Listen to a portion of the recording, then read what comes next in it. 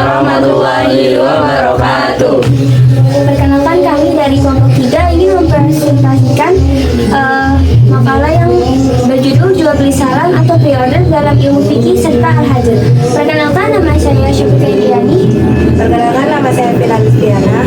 Perkenalkan, nama saya Nur Abdullah Jarasali. Perkenalkan, nama saya Kalisa. Perkenalkan, nama saya Naufal Ahmadul Ishaq. Perkenalkan, nama saya Galang Maulana. Yang pertama ada pengertian jual beli salam. Jual beli salam adalah akad jual beli di mana barang yang diperjualbelikan belum ada saat transaksi berlangsung, tetapi akan diserahkan di kemudian hari sesuai dengan spesifikasi yang telah disepakati. Dalam transaksi ini, pembeli membayar harga barang secara penuh di awal, sedangkan penjual wajib menyerahkan barang sesuai dengan perjanjian dalam waktu yang telah ditentukan. Jual beli salam sering digunakan dalam perdagangan yang berkaitan dengan komoditas, seperti hasil pertanian dan produk industri yang membutuhkan waktu untuk diproduksi atau dipanen. Sistem ini memberikan kepastian bagi pembeli terkait harga dan ketersediaan barang di masa depan. Sementara penjual memperoleh modal di awal untuk memenuhi kewajibannya. 2. Dasar jual beli salam. Dasar jual beli salam dalam Islam. Jual beli salam diperbolehkan dalam Islam dengan dasar beberapa dalil, baik dari Al-Quran maupun hadis. Di antaranya 1. Al-Quran. Allah Subhanahu wa Ta'ala berfirman dalam surah Al-Baqarah ayat 282. Hai orang-orang yang beriman, apabila kamu melakukan utang piutang untuk waktu yang ditentukan, hendaklah kamu menuliskannya. Ayat ini digunakan sebagai dasar dalam transaksi yang melibatkan pembayaran di awal dengan penyerahan barang di masa depan seperti jual beli salam. 2. Hadis Nabi SAW. Rasulullah SAW bersabda, barang siapa melakukan jual beli salam, maka hendaklah ia melakukan dengan tukaran yang jelas, timbangan yang jelas, dan dalam waktu yang jelas. Hadis riwayat Bukhari dan Muslim. Hadis ini menegaskan bahwa jual beli salam diperbolehkan selama ada kejelasan dalam akad mengenai jumlah, kualitas, dan waktu penyerahan barang. Yang ketiga, rukun salam. A. Penjual atau muslam ilaihi. B. Pembeli atau muslam. C. Barang atau muslam bid. D. Akad. Yang keempat, syarat-syarat salam. 1. Harga dibayar dahulu di majelis akad. 2. Barang menjadi utang atau tanggungan penjual. 3. Barang diserahkan tepat pada waktunya. 4. Barang harus jelas ukuran dan sifat barang secara terperinci. 5. Disebutkan tempat menerimanya. Yang kelima, keuntungan jual beli salam bagi penjual yaitu 1. Mendapat modal di awal untuk produksi atau usaha lainnya. 2. Mengurangi resiko kerugian akibat fluktuasi harga di masa depan. 3. Membantu meningkatkan perputaran modal dalam bisnis. Bagi pembeli, 1. Mendapatkan kepastian harga dan ketersediaan barang di masa depan. 2. Dapat memperoleh harga lebih murah dibandingkan harga pasar di kemudian hari. 3. Memudahkan perencanaan kebutuhan barang tertentu. Yang keenam, hikmah dan manfaat dalam jual. 1. Memenuhi kebutuhan. 2. Memfasilitasi perdagangan. 3. Membantu produsen. 4. Membantu pembeli. 5. Membantu menjaga keadilan. 6. Membantu terhindar dari memakan atau memiliki barang yang haram. 7. Contoh jual beli salam dalam kehidupan sehari-hari. 1. Pertanian. Seorang petani menjual hasil panennya berupa 1 ton padi dengan kualitas tertentu kepada seorang pedagang dengan harga 10 juta yang dibayarkan di awal. Petani kemudian berkewajiban menyerahkan padi tersebut setelah panen dalam waktu 3 bulan sesuai dengan spesifikasi yang telah disepakati. 2. Industri manufaktur. 2 perusahaan tekstil menerima pesanan 10.000 meter kain dengan spesifikasi tertentu dan distributor dengan pembayaran penuh dibuka. Perusahaan kemudian memproduksi kain tersebut dan menyerahkannya dalam waktu 2 bulan sesuai dengan perjanjian. 3. Jual beli rumah atau tanah.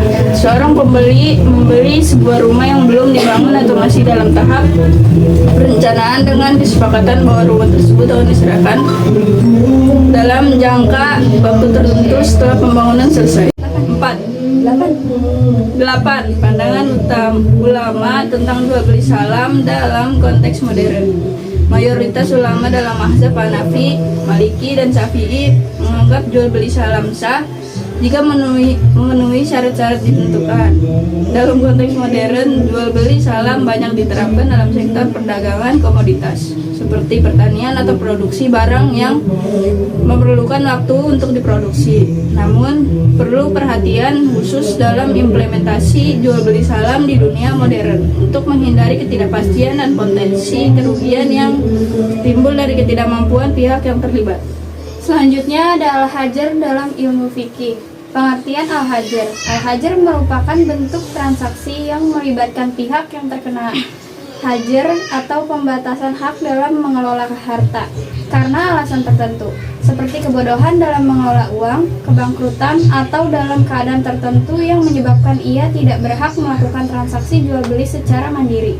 Secara bahasa, hajar berarti pencegahan atau larangan.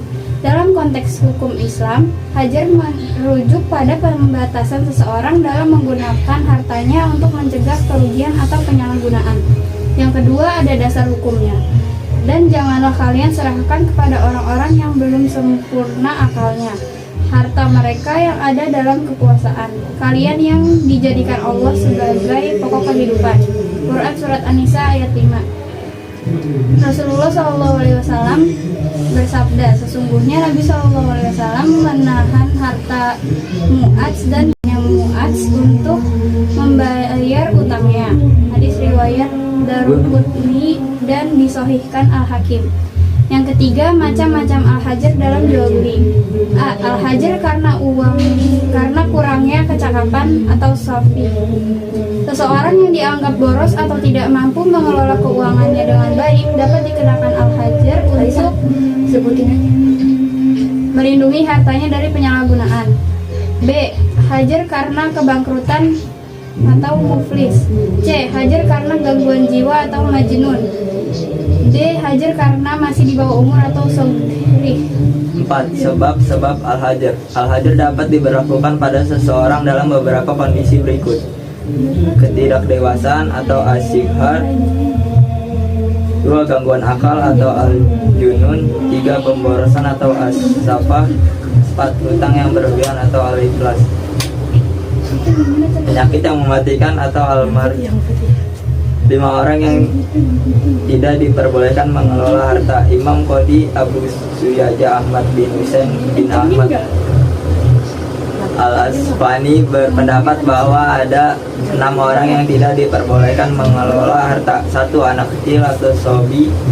2. Orang gila. 3. Orang bodoh atau idiot. 4. Orang bangkrut yang terlilit hutang atau muflis. 5. Orang yang sakit dikhawatirkan mati. 6. Hamba saya yang diizinkan berdagang oleh tuannya. 6. Tujuan al-hajar. Sulaiman Rasyid dalam bukunya Fikih Islam menjelaskan tujuan al-hajar. 1.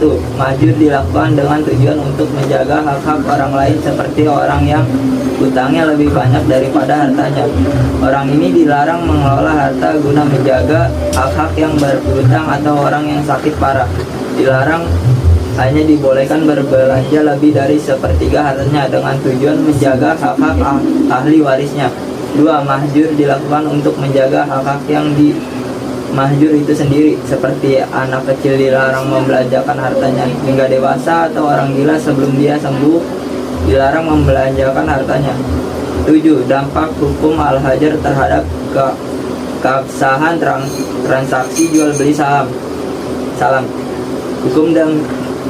Hukum dan Syafi'i menganggap jual beli salam sah jika memenuhi syarat-syarat yang ditentukan.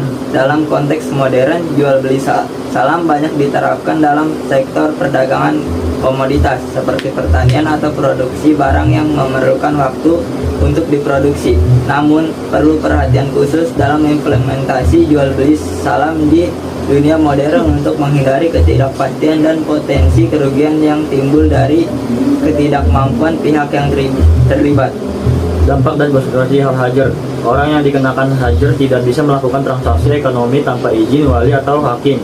Dalam kasus kebangkrutan, hartanya akan dikelola oleh pihak yang berwenang untuk menyelesaikan hutangnya, melindungi individu dan masyarakat dari kerugian akibat tindakan yang tidak rasional.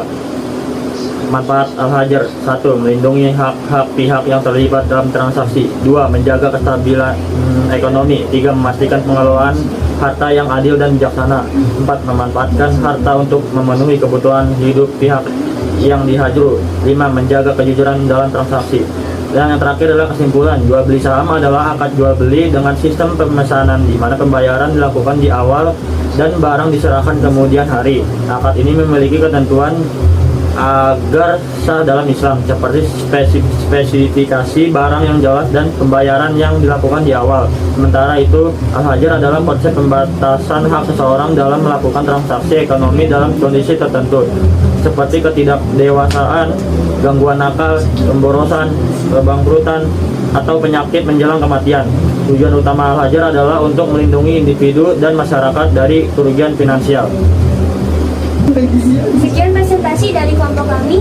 Kurang lebihnya mohon maaf. Wassalamualaikum warahmatullahi wabarakatuh. Aduh.